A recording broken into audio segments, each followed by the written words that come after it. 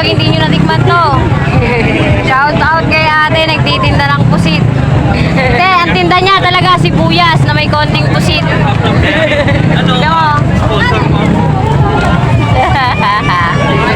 Happy Fiesta! Viva Santa Marta. Ito, puro ulo. Yung may gusto sa puro ulo, yung favorite puro ulo. Ito, may puro ulo tayo.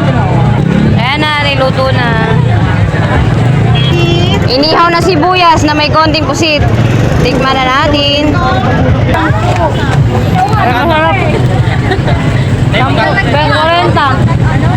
Sarap yung sibuyas.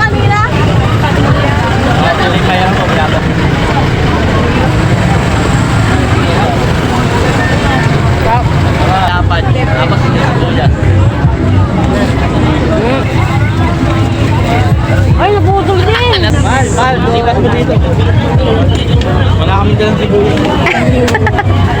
Wala kami sibuyas.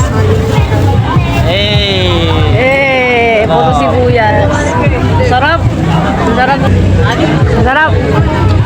O, di ba solid? Shout out kay ate.